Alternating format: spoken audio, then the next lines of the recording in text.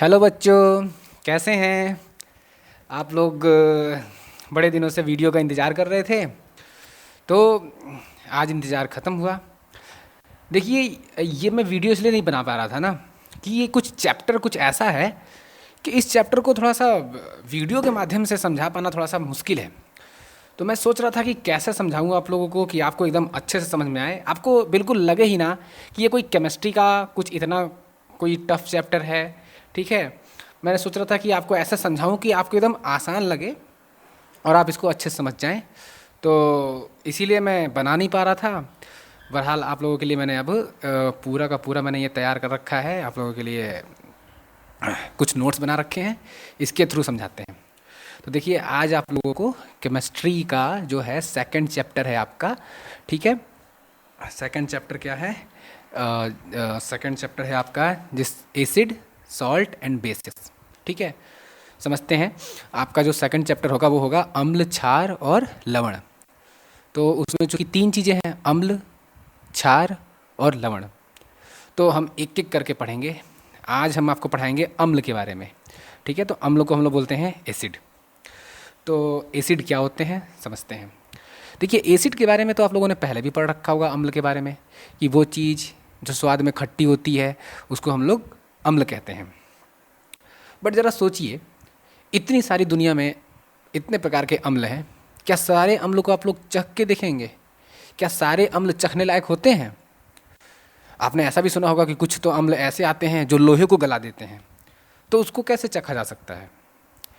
इसीलिए केवल अब इतना काफ़ी नहीं होगा। अब हम लोग 10th में आ चुके हैं, तो अब केवल इतना काफ़ी नहीं होगा कि अम्ल वे पदार्थ होते हैं जो कि स्वाद में खट्टे होते हैं, और ये वैसे भी उसका भौतिक गुण है।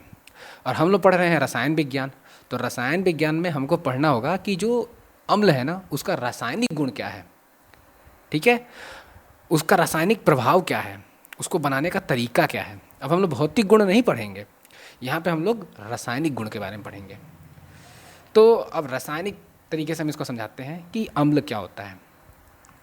देखिए, अम्ल कोई भी वो पदार्थ है, अम्ल कोई भी वो पदार्थ है जिसको हम लोग जब पानी में घोलें तो H+ आयन दे। क्या दे? H+ ion. ठीक है ना, यानी H का धनायन दे। आ रही बात समझ में? केमिस्ट्री में कैसे कहेंगे कि जो अम्ल है वो कोई भी ऐसी चीज़ जिसको हम जो पानी में घोले ना, तो हमको H+ आयन प्राप्त हो। अब आपको पता है, ये जो H+ आयन होते हैं ना, या कोई भी आयन होता है, वो स्टेबल नहीं होता है। ठीक है, कोई भी आयन है वो स्टेबल नहीं होगा। स्टेबल मतलब स्थिर नहीं होगा। ये H+ आयन अकेले रह ही नहीं सकता है, वो जरूर किसी ना किसी चीज़ से कंबाइन कर लेगा। जैसे आप देखते होंगे ना, लोहा है, लोहा अकेले रह ही नहीं पाता है। लोहा को वो जो हम लोग बिना पेंट किए छोड़ दें तो ज़रूर वो वातावरण से नमी उठाएगा, वातावरण से जो है ऑक्सीजन उठाएगा और क्रिया कर लेगा। ठीक है, और आयरन ऑक्साइड बना लेगा। मतलब केवल आयरन ऐसे रह नहीं पाता है, बहुत क्रियाशील होता है। तो खैर, वो उतना भी क्रियाशील नहीं होता है, जंग लगने में आपको कुछ दिन लगता होगा। लेकिन ये जो H+ आयन है ना, ये तो इतने क्रियाशील हैं कि 1 सेकंड भी नहीं रह सकते हैं अकेले। तो जब हम एसिड को पानी में घोलेंगे तो H+ आयन देगा, और ये H+ जो आयन है, ठीक है, ये आपका मैंने क्या बताया, एकदम अस्थिर होता है, एकदम अकेले रह ही नहीं सकता। तो जो H2O है, ठीक है, क्या है? H2O के साथ ये H मिल जाएगा। तो आप ध्यान दीजिए, H2O पहले से था और ये H मिलेगा तो क्या बन जाएगा? H3O बन जाएगा। क्या बन जाएगा? H3O। ये जो प्लस का इस पे निशान लगा हुआ है ना, वो H3O पे प्लस का निशान लग जाएगा। यानी जब हम किसी एसिड को पानी में घोलते हैं तो हमको क्या मिलता है? Hydronium ion. इसको क्या बोलते हैं? Hydronium ion. ठीक है ना, मिलता ये है हमको, H+ मिलता नहीं है, क्योंकि मैंने बोला H+ निकलेगा। जैसे ही कोई एसिड को पानी में घोलेंगे तो H+ निकलेगा, लेकिन निकलने के बाद से वो रहेगा नहीं, वो तुरंत बाकी जो H2O का जो मॉलिक्यूल्स है ना, H2O के मॉलिक्यूल से क्रिया करेगा और H3O बना देगा, यानी हाइड्रोनियम आयन बना देगा। ये सिंगल रह ही नहीं सकता है।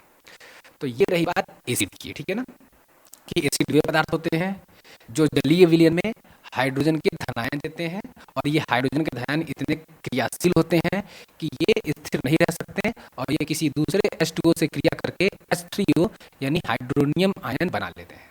तो ये रही बात हमारे एसिड की।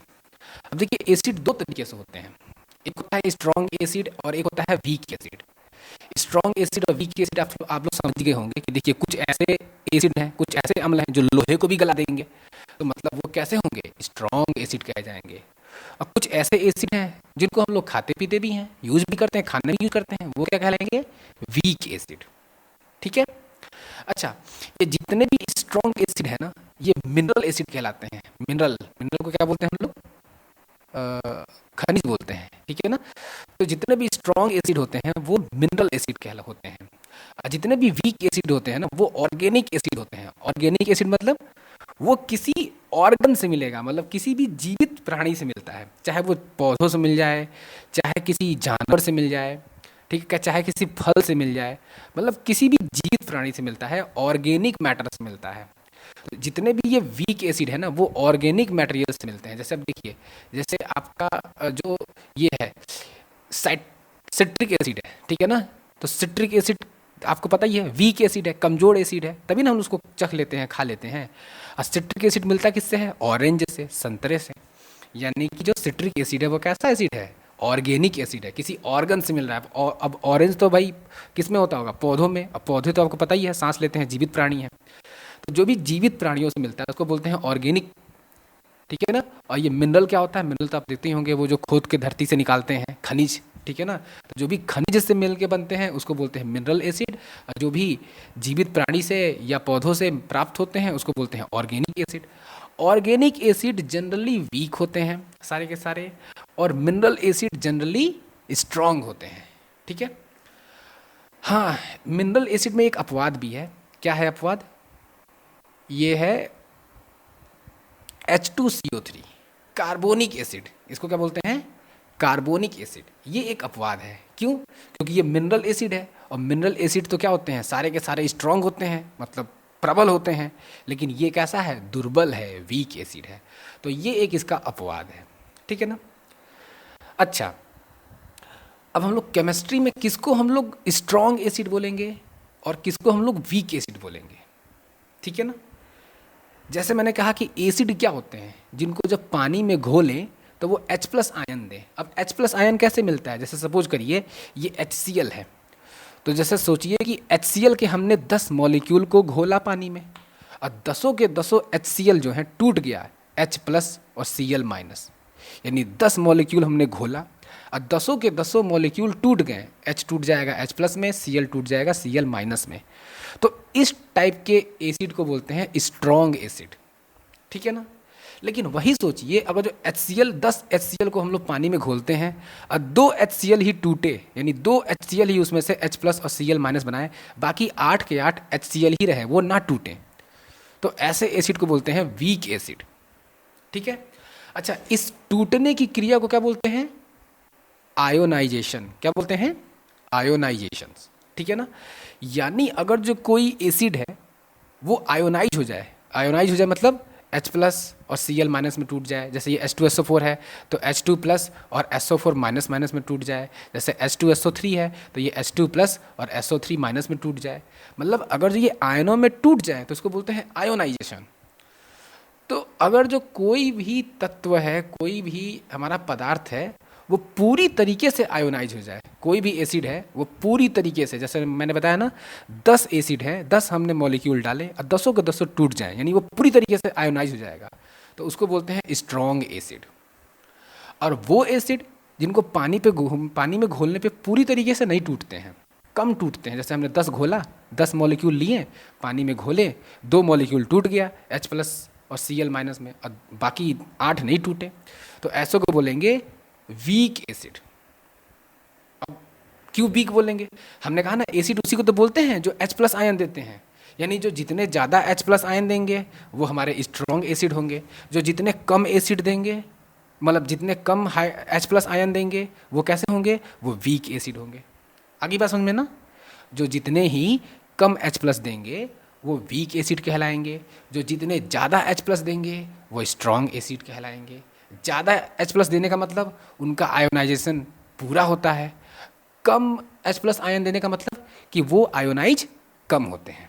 ठीक है बच्चों, बाकी ये मैंने लिख रखे हैं कि वीक एसिड में क्या क्या आते हैं, मिनरल एसिड में क्या क्या आते हैं, इन सबको याद कर लीजिएगा, और अगला वीडियो जल्द ही मिल जाएगा। Okay, good bye.